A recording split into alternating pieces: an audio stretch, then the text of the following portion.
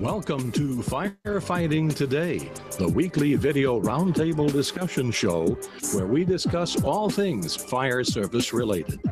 Firefighting Today is a production of PeteLamb.com. And now your host, Chief Peter Lamb. Welcome everyone to Firefighting Today. Tonight we're going to get a topic. We're going to touch on a touchy topic, maybe. We're going to talk about whether the safety culture is affecting our service delivery. The pros, cons, is it slowing us down, all of those things. First of all, a couple of procedural things like we do every week. If you are watching us on YouTube, feel free to join the live chat. Jump over there and you can interact with the panel. We are monitoring the live chat and we'll be able to get your questions as we're able to. So that's a good thing. If you are watching us only on watching us live, but you have Twitter, we can also interact with you at some point if you're able to do that. If you send a tweet with the hashtag @PeteLamb, we'll be able to pick that up and get you into the system. So my name is Pete Lamb. I do this show. I'm also the host of the Firefighter Training Podcast and a bunch of other silliness that goes on PeteLamb.com. Let's introduce the panel tonight. Chief Whitley, say hello. Hi, Warren Whitley, retired Assistant Chief from Prince William County, Virginia. Good evening. Thanks, Warren. It's a pleasure to have you here. Chief Fling, say hello. Good evening, everybody. Thanks for having me, Pete. I'm Rob Fling, the next chief with the Dixills Fire Department on Long Island, and always glad to be here. Yeah, always good stuff from Rob. You never know what he's coming out with. There's always good things there. Chief Woolery, say hello. Good evening. Lane Woolery, Battalion Chief with San Diego Fire Rescue. Thank you, Chief. Chief Pernesti, say hello to the group tonight. Hello, everybody. I'm Joe Pernesti. I'm an Assistant Chief with the City of Elyria, Ohio Fire Department, just west of Cleveland. Thanks for having me. Always welcome, Joe. Chief Hall, say hello to the group tonight. Good evening, everyone. Charlie Hall, retired Chief, West Warwick Fire here in West Warwick, Rhode Island.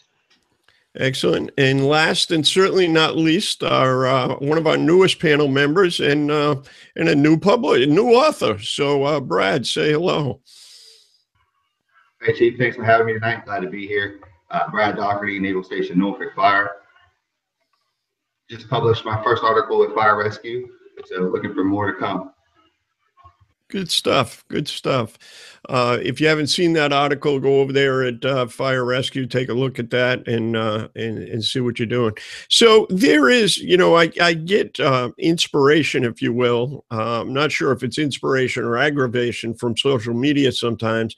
And there is a lot of chatter, right? We have the 16 life safety initiatives. We have everybody goes home.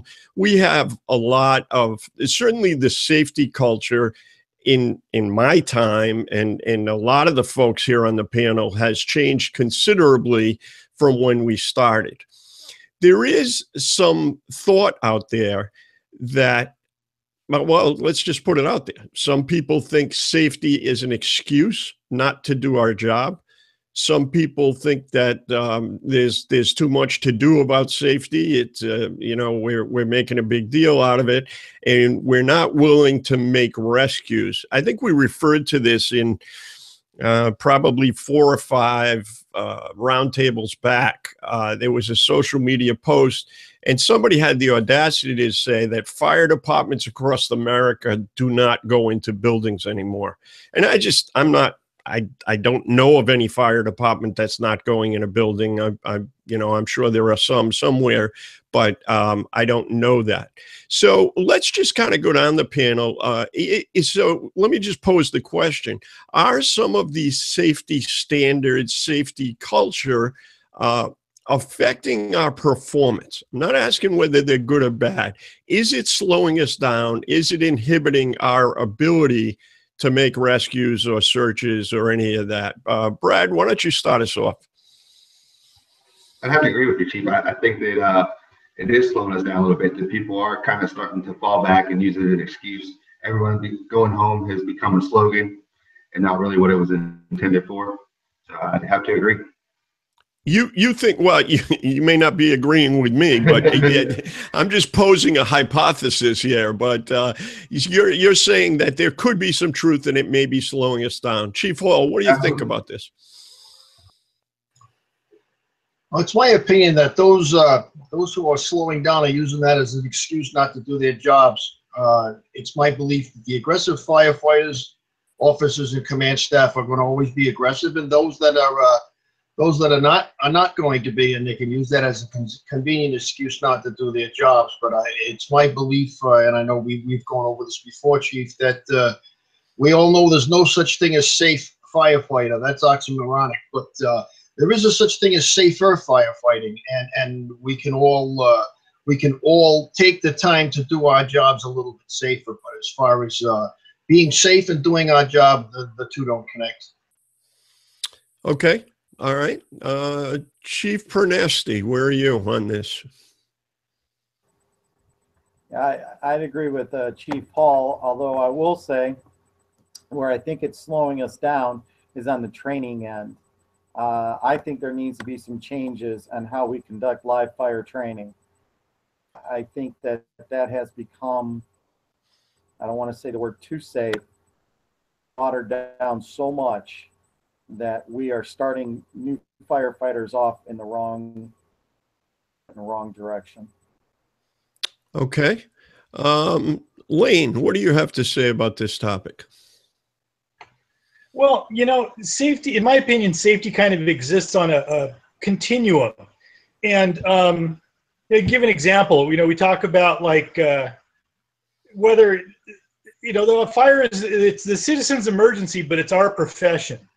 And to sit there and take shortcuts like not buttoning up your coat, not putting on your jacket, or not putting on your gloves, those sorts of things that, you see guys taking these shortcuts. It's like, is that part of is that resisting the safety culture? Or is that just being frankly lazy and unprofessional? Same thing with seatbelts. It used to be, it was, we're in too big of a hurry because it's an emergency and we don't have time to put our seatbelts on. But, this day and age, that's just unacceptable. So when we talk about safety culture, it's those sort of things that we really can't tolerate, those kind of shortcuts or, you're being lazy and unprofessional.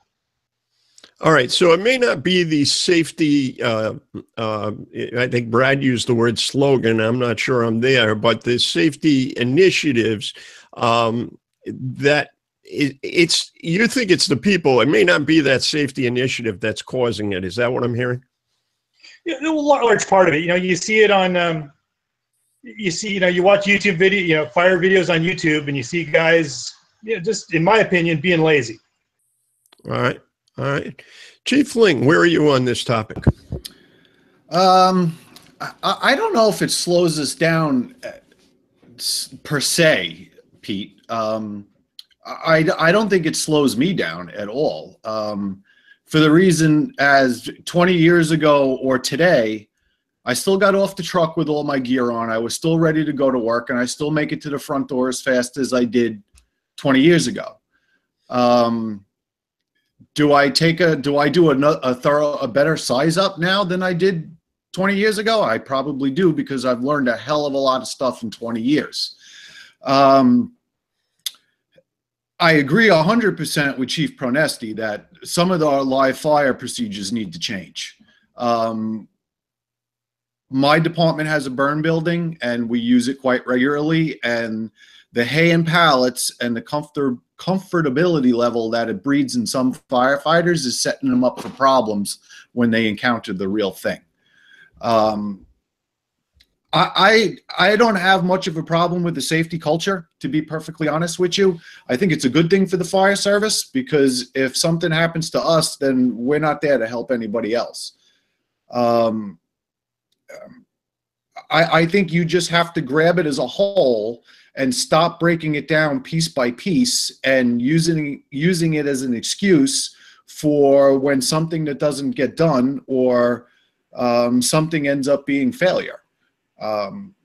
I've seen people operate for years and never get hurt just as aggressive today as they were years ago. The job still gets done, if not the same or better, because they have a higher experience level.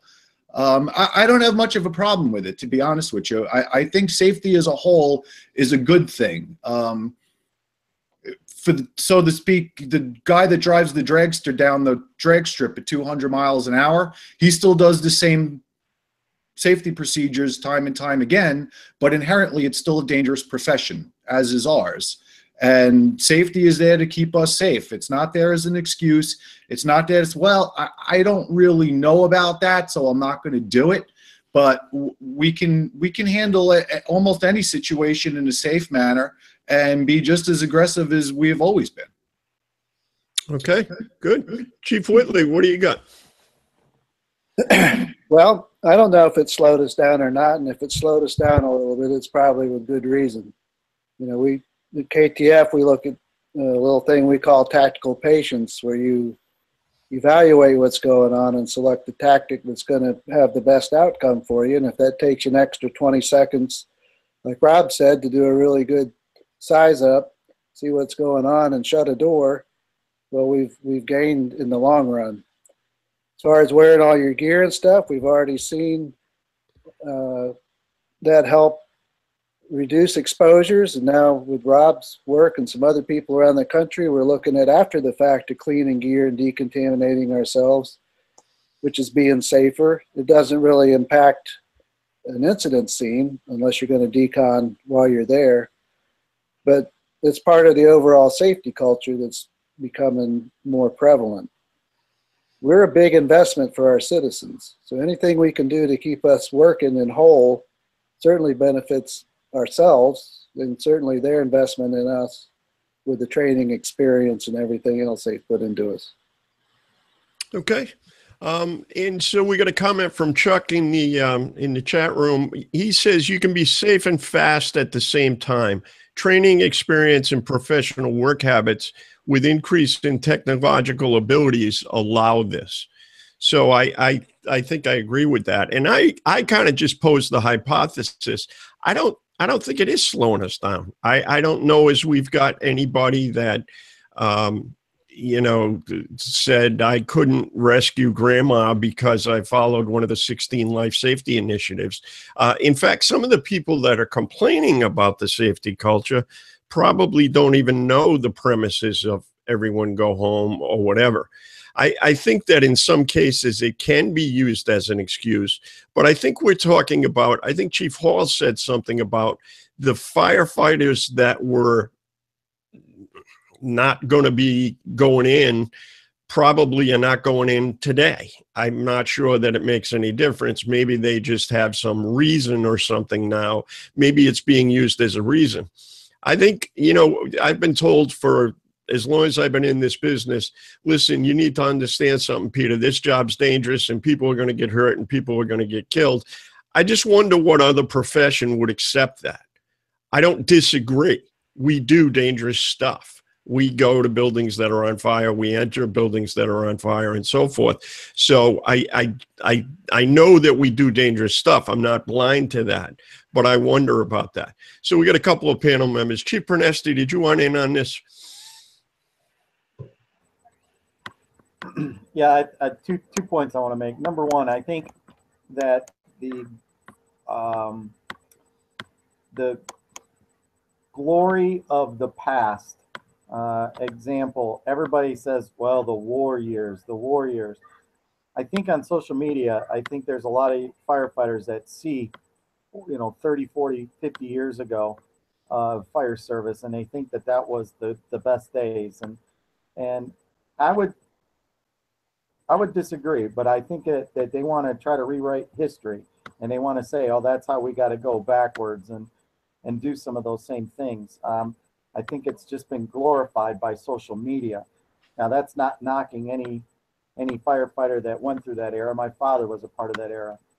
But I'll say that things are different now and better now and safer now. But I think it's, again, social media that kind of distracts from our for where we want to be as far as firefighter safety. And that I want to say one thing about what Lane had mentioned You know, social media, the first thing when you show a fire video to 20 people in a room, the 20 of them are going to point out all the bad things instead of focusing on what these videos should be used for, and that's learning about the building, hose line stretches, reading smoke. That we've created this monster of always attacking the negative, or that's unsafe, that's unsafe. Hey, how about we take this video and look at the smoke or the construction or what the fire is doing to the building? I wish I had a magic wand to fix that. That's a big problem. They use safety as an excuse. Yeah, I don't disagree. I'm going to go to Chief Hall and then Lane. Chief Hall, you had a comment in there. Thank you, Pete. It occurs to me that I'm going to build on something that Chief Pronesti just said. It occurs to me that again, people are always looking at the negatives and what they think is and what went wrong and what we're doing wrong and what led to our injuries and so forth. Instead of trying to learn from the experience, we end up criticizing one another. The only experiences, unfortunately, that we tend to learn from are the negative ones. The things that go well and the things that go well time and time again, unfortunately, become repetitive, and we may come to a point where we become a little bit complacent. Is that causing us? Is that causing us to get hurt unnecessarily or worse? But the things that go wrong are the ones that teach us lessons. My department that I was chief of when I took over the department used to have a critique after any fire that was a second alarm or greater incident. And one of the things that I insisted on doing was changing that from a critique to a review. Just a simple change of a word brought out more people to participate. Their input, I always deem to be important, and collectively, we put our heads together to try to make the next job go a little bit better. Let's be honest, gents and ladies and gentlemen, let's be very honest with one another. The jobs that go the best are the ones with the fewest amount of mistakes are made. In 41 years in the fire service, I never went to one job that everything went perfectly. I believe that's impossible. The jobs that go the best are the ones where the least amount of mistakes are made. Let's try to keep the mistakes to a minimum. If safety helps us do that, then I'm in. All right, Lane, you wanted to weigh in on this discussion. Well, yeah, and yeah, it is a shame, just as a little sidebar here, it is kind of a shame that you see a lot of the comments on social media involving, fire videos. And, to be honest, if a guy in Milwaukee doesn't have his gloves or his hood on, then, I don't really care. But if I see one of my guys not doing it, I'm going to make it clear to them I'm going to tear off their head and crap down their neck. So, but the other thing in terms of like everyone goes home is, we tend to take the fire personally a lot of times, and you look at a case of Knights of Columbus Hall at 3 a.m, well involved with fire and getting guys killed inside that, or a McDonald's restaurant with the roof well involved at 3 a.m, and we're putting people at risk on a property conservation mission. That that's the kind of stuff that maybe we can. If you're looking at it and you're committing crews inside and you're thinking, if I waved a magic wand right now and this fire went out, this building's still going to get scraped down and end up in the dumpster. And, if I understand the guys in the jump seats, they want to get it on. I remember I did too. But for those of us in a command position, we, really kind of need to think in terms of, we talk about risk benefit analysis, but really if a building's well involved, the whole roof structure is involved, we're not going to save that property, and those numbers just don't pencil out. Okay, I mean, yeah, we do find that we get into those situations. I think there's a couple of things at play here, and I think that I would just tell you that I think the command officers, the incident commander, regardless of rank, I don't care if it's the guy or gal in the right front seat when they arrive, or if it's the incident commander that arrives later as a chief officer, that's where the safety issue lies. And I think that we've got to, are we, we talked about firefighter training, right? We're not using high heat release fuels. We're not doing any of those things for the basic level firefighter. What training are we giving these incident commanders? I'll tell anybody on the panel and anybody listening, the toughest decisions I ever had to make on the fire ground was to stop somebody from going in, was to say no. Those were the toughest decisions I had to make. There's nobody telling them, hey, listen, hurry up, guys, get in there. That was already happening. It's restraining people that I thought was more difficult, and it certainly, I have to tell you, it certainly makes you more unpopular in some cases to do that. But I think that safety is not. I don't think that we can say, if we were crashing planes out of the sky every day and we said, listen, these pilots are focusing too much on safety. I gotta get to Cincinnati. Let's hurry it up. Forget that checklist. Let's go. I gotta go. I mean, I just think that when we step back and we compare ourselves to other professions, I think we do some silly things sometimes. I'm not sure. That's just an opinion. Let's go to the chat room for a second. Ethan says, do you think culture changes after a line of duty death? Does it take that to change the culture? I think ICs need to be held more responsible in this aspect. So let me just say that again, because I didn't do that well. Pete, do you think the culture changes after a line of duty death? Does it take that to change culture? And I think that ICs need to be held more responsible in this aspect, and that's from Ethan. And I think that,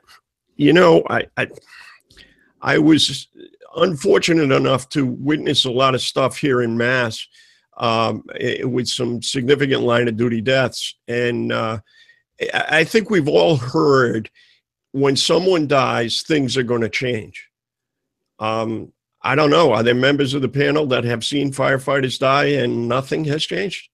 I think there are cases. I think I guess what I would say to the panel as you begin to circle around with this, as I would say to the panel, tell me the last line of duty death where somebody died of something new, right? When did somebody die of, I want to hear one day that, Freddie went to a home and there was a nuclear powered boiler in the basement and it was the first one ever and it exploded and that's how the firefighters got hurt.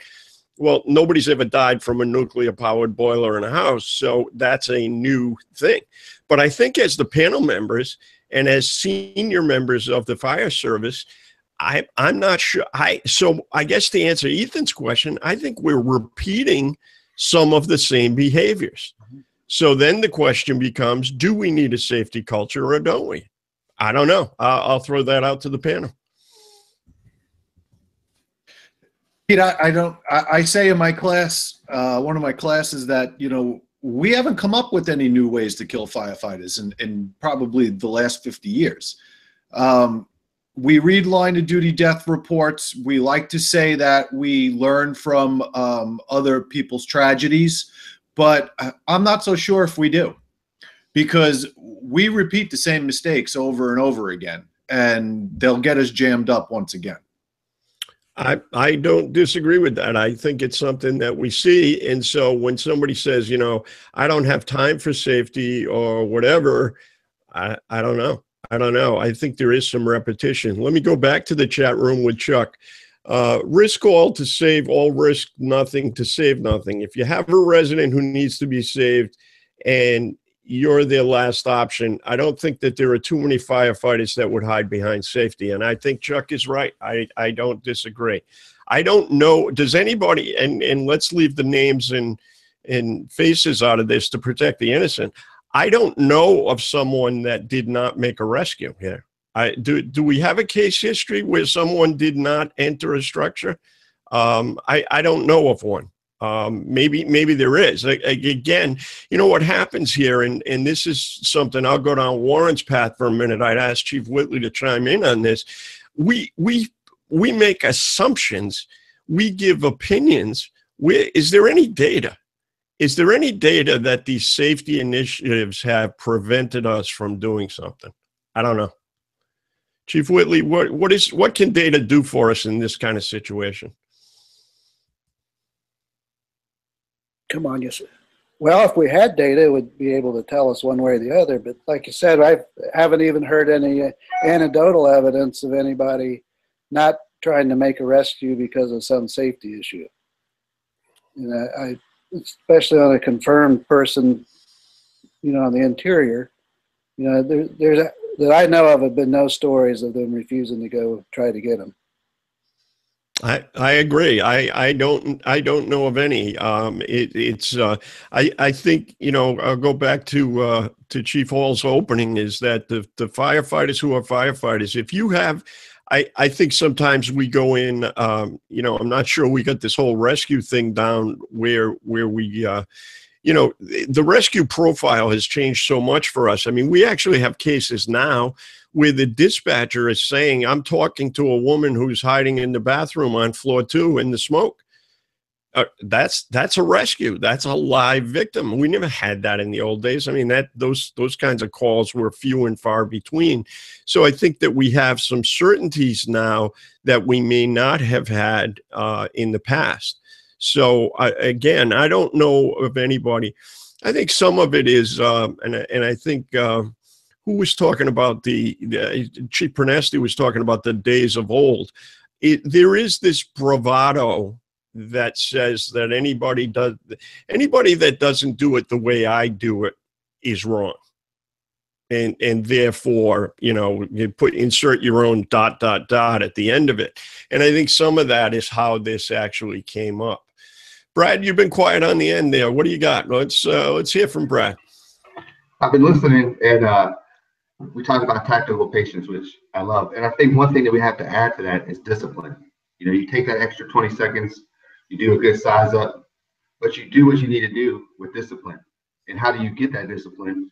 Through good tactical training.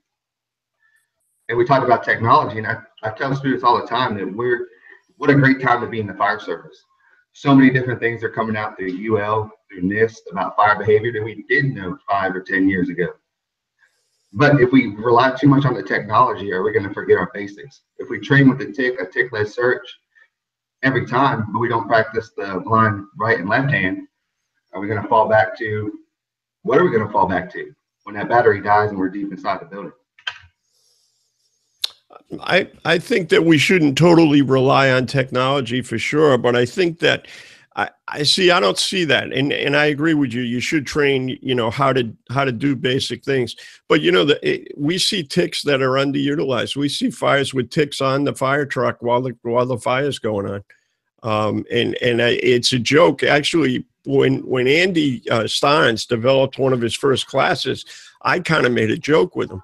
Can you imagine yourself? You've been achy for 2 days. Your nose is running. You're dying. You think you got the flu, and you walk into the doctor's office, and the doctor says, "Boy, I'll tell you what. You're lucky you came to me. I've been a doctor for 30 years. In fact, I'm considered an aggressive doctor. I've been a doctor so long. I've been a doctor for 30 years." And he looks at you, and he doesn't get the nurse. He doesn't get anybody, and he says, "You know, I got to tell you, just looking at you, I think you're about 103. I think you had a fever of 103. Well, doc, you didn't even take my temperature. No, but I've been a doctor for 30 years. I could see 103. I know what I'm talking about. We do some things sometimes that are pretty silly. And I think that I agree. We can't rely on technology, but for goodness sakes, if technology is available, we ought to be using it. Just saying. So go ahead, Brad. I absolutely agree with you. I think that the tick has a great place on the fire ground in size up and hazmat. But if, like I said, we train all the time with it, we need to train for that failure. I think we need to add a little more stress to our training, like we talked about last week, more stress in our training, train to failure and see where we're at. All right. Fair enough. I think that's, and you know what? I think, when we're done here, Andy's on a little vacation right at the moment, but I think we ought to ask him. I wonder what the data is on tick failures. I think that is that a big deal? Is that a big deal? And how big a deal is it? And we ought to take a look at it. So I agree. I agree. We can't rely on it totally. So what is this? Go ahead, Lane, please jump in. Well, Pete, you brought up the subject of, do other industries and other professions kind of take some of these same risks and behave that way? And if you look at, let me share this with you here. There's that showing up. It was a series of articles published by the Kansas City Star newspaper after those two fellows got killed in that collapse in 2015. Hold that thought, Lane. I'm not seeing the share. Oh, you're not? Okay, here, hang on. Let me just get that for you. But did anybody see that?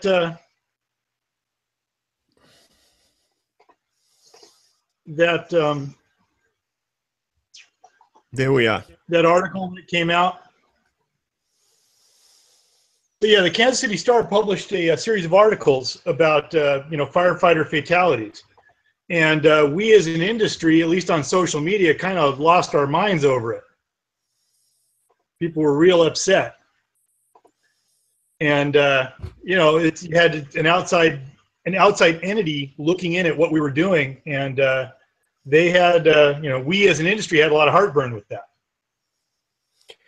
Well, and that's the way. If we don't police ourselves, someone is going to come in and police us for us. And I think, that was a very, if you I read that article a couple times, and the first time I was mad, and the second time I read it with a little clearer head and said, you know what, does any of this matter?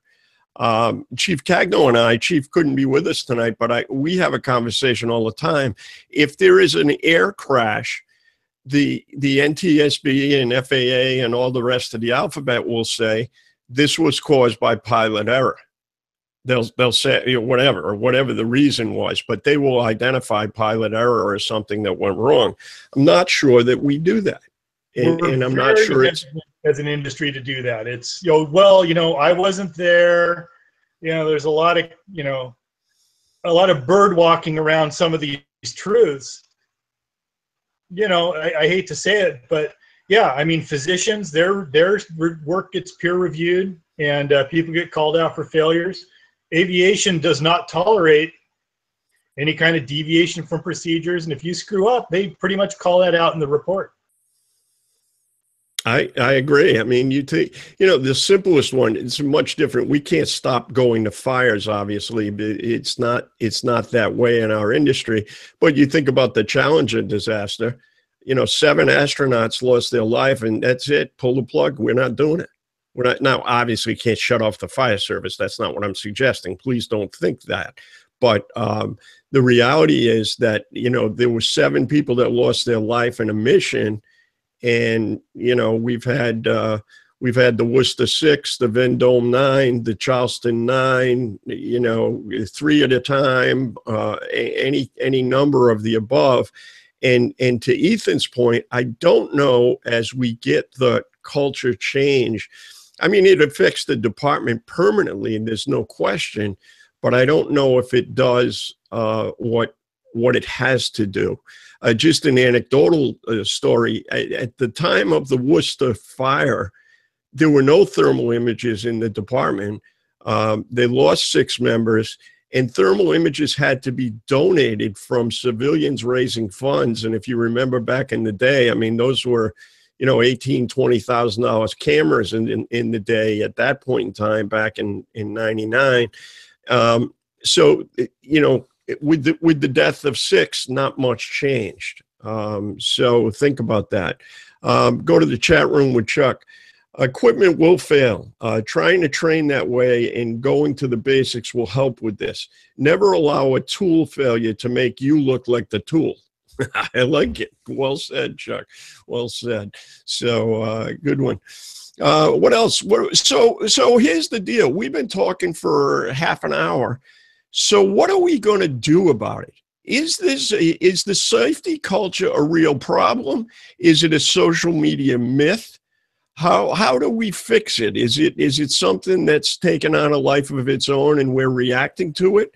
What are you folks thinking as we go into the second half hour? Chief Hall, what are you thinking? I'd like to do a little informal poll of the panel and of our listeners out there. Be your department career, on call, or volunteer. I would hope that your departments have a set of standard operating procedures and/or standard operating guidelines that are published in each member. I'm quoting now the boilerplate. Each member is required to read, understand, and adhere to these policies as written. How many of those policies address safety directly? Do your departments have individual policies to do just with safety in general, whether it be apparatus operation, fireground operations, or even just operations in the station? I just would like to throw that out there and see what everybody has to say. Well, I have a follow-up question, Charlie. So in my world, I had a general overall safety SOP, but I also, in each situation, you're going to use the Jaws of Life or the Hearst tool or whatever, there was a safety blip in each of those. So there was kind of this overall thing. Where I came from, it was the same thing, Chief. For each individual, whether it be use of SCBA, extrication, entering buildings, forcible entry, whatever it was, every GO, general order, had, or a procedure had a safety bullet in it. Many times the words are a little bit different, but they all said the same thing. But there was a safety bullet in it to when doing this, be aware of such and such, and when doing that, be aware of such and such. Well, my question is there a separate safety set of general orders published for your departments? Brad, you're probably in a unique place. You probably got as many regs as any of us. Let's start with you, Brad. How does it work in your world down at the base? As Chief Hall said, the general orders, there's no safety blip. In those, we're referred to our operational risk management procedure that's put out by Navy instruction. Okay. So you got the Navy thing. Chief Pernesti, what goes on in your world? We have procedures just like everybody else. The one thing that we do have is we'll put on the SOP itself in a template, or I'm trying to think the correct word, watermark safety in red. So everybody reading that, it kind of stands out that this is a safety procedure. But really safety can go with everything. There's just a few that seatbelts, building construction, as far as certain fires in the attic space of a truss, those kind of things. But I guess everything we do, you could put some sort of safety mechanism in there. All right, Lane, safety policies in your world. Well, a couple things. One, we've got a very draconian Code 3 driving and seatbelt policy. And there's been some people that have actually received time off but for violating those policies. So that, that's what it takes to enforce that. And I think now at this point, it's really become part of the culture. And that's, the same thing with a lot of the safety procedures. It really is. It's the culture, things that were, because I got engine companies out operating on vehicle fires, rubbish fires. I'm asleep in bed at night. And, I have no idea what they're doing. And I'm trusting in those captains to just not tolerate the shortcuts that we used to take. And from what I see out in the field, it really is the guys have embraced it as part of the culture, where they just, their gloves, they're on air, they're not breathing smoke. And we're, the whole cancer prevention thing, we've moved to breathing more air, and that's still taking some adjustment. But I can see that becoming part of the culture here in the next couple of years as well. Excellent. Before I go to Rob, I got a couple in the chat room that I'll go to. I was nervous there for a minute, Lane. I realized you're a battalion chief, but when you said the engine company was putting out a fire and you were laying in bed, I thought you were a ladder guy. I was that too. Nathan in the chat room says, I think the safety culture has given a crutch to the personnel that don't want to train. They use the phrase that it isn't safe, so therefore I'm not doing it. John says, no separate safety SOG here. All are incorporated into each individual tactic or strategy SOG, and all address mostly PPE requirements.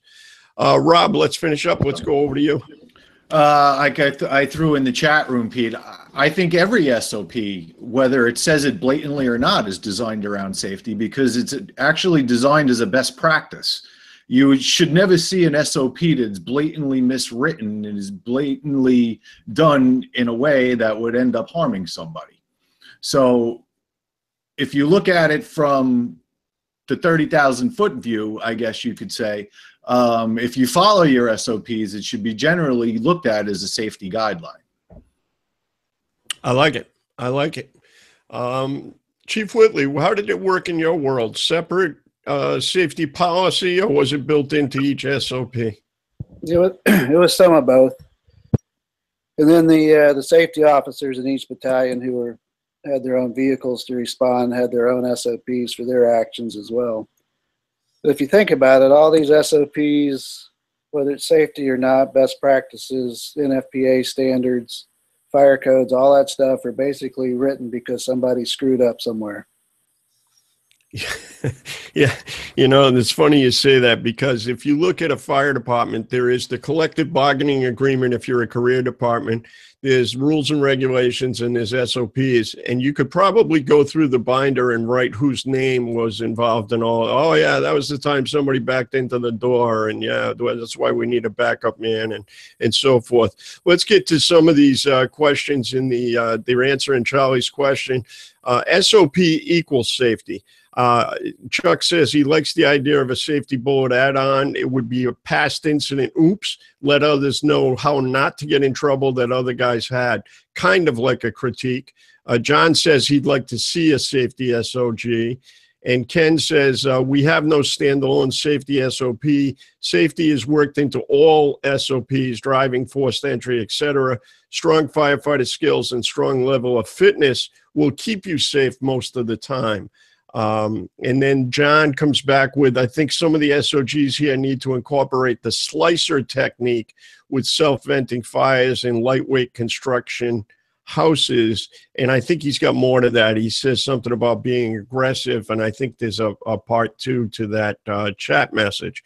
So, gentlemen, as we go, and we've got some of the questions, what should we do? What message should we send to the people that are going to watch this video after?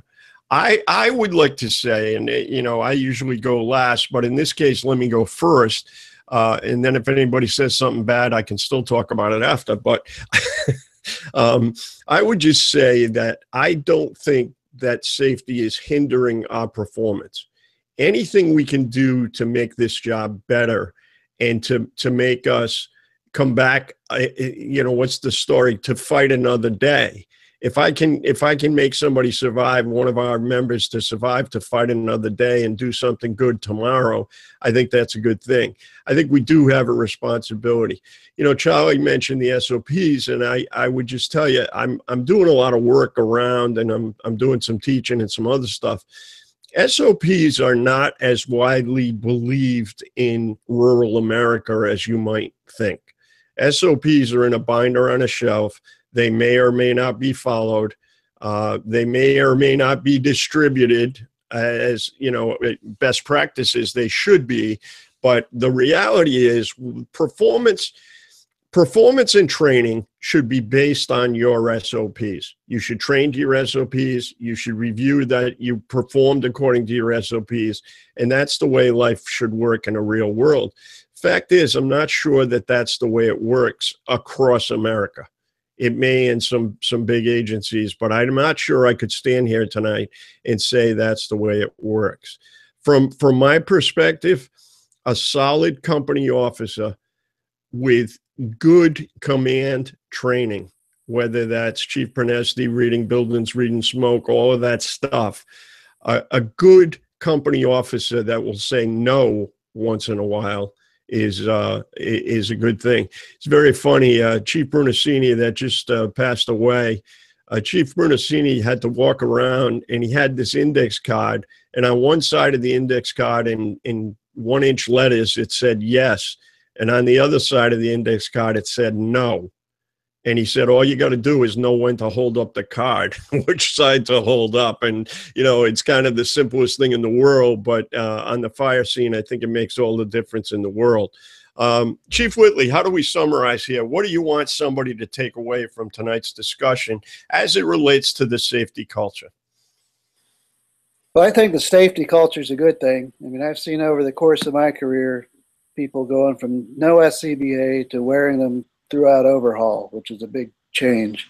I think it's worth the time to take the effort to do things more safely. Keeps you healthy, keeps you still performing for the citizens, and keeps the investment that your agencies put into you alive. I just had 2 guys that retired just before I did pass away last week from cancer, a day apart. And I can't help but think if we had had those procedures in place when we were young firefighters, wearing your SCBA, for example, throughout overhaul, things like that, they wouldn't have been exposed to carcinogens to the degree that they probably were. So I think it's worthwhile.